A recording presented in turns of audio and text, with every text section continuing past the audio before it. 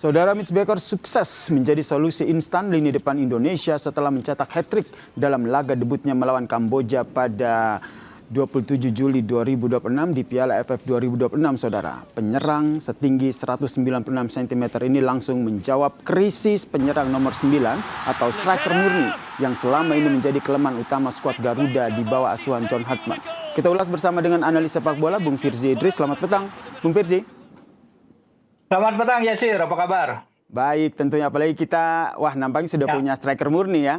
Nah, kalau dari hemat dari Bung Firzi sendiri, hat-trick instan di laga debut itu nampaknya langka ya. Tapi kalau menurut Bung Firzi sendiri, apa kunci utama Baker bisa langsung menyetel dengan skema John Hartman tanpa butuh waktu yang lama untuk adaptasi? Ya, ini juga benar sesuatu yang langka. Kita memang punya beberapa pemain yang mencetak gol hat-trick pada Piala AFF ya sebenarnya ya. Ada Mas Bambang Pamungkas, ada Zainal Arif, ada Ilham Jaya Kusuma, Budi Sudarsono yang mencetak gol di Piala AFF, tapi tentu bukan di debutnya ya.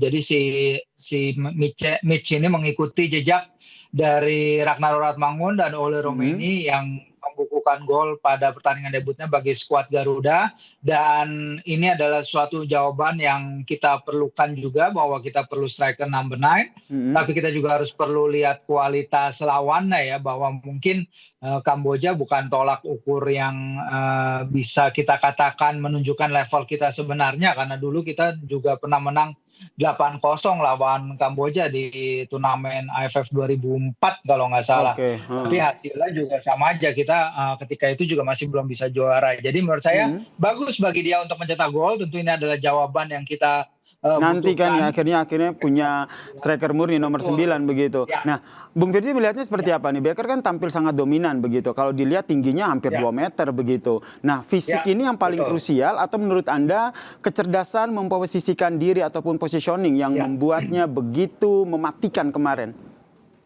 Ya, kita lihat dia dengan 2 upaya ke gawangnya. Yang pertama langsung berbuah gol ya. Dari kepalanya, sundulannya, it's never easy untuk melepas sundulan memutar badan seperti itu. Dan umpan yang bagus juga dari Tom Hai. Terus kemudian dia mencetak gol dengan satu sodoran yang sangat bagus di dalam penalty area, bola dari Eliano Reinders. Menurut saya ini adalah finishing yang sangat apik ya bagi pemain yang berusia 19 tahun yang bermain di level university di Amerika Serikat.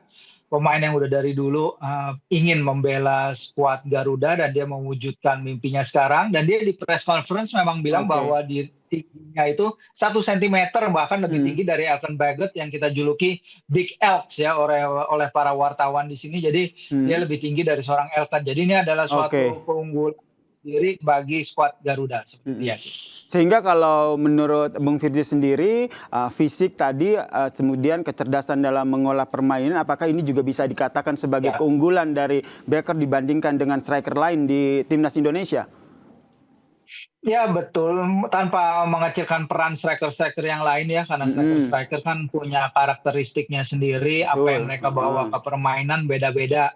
Tapi secara end product ini adalah pemain yang kita cari ya, pemain yang seperti Mark Locke katakan di mix zone kemarin, yang bisa menyelesaikan satu peluang menjadi 1 gol, yang nggak waste his chances, yang bisa mengkonversi satu tembakan menjadi 1 gol. Dan ini penting di turnamen football ya. Kita lihat sepanjang Piala Dunia, peluang-peluang yang didapat kebanyakan datang dari tim yang tidak menguasai laga. Jadi ketika mereka mendapatkan peluang setipis apapun, mereka efisien di depan gawang dan mereka bisa menjadi pemenang.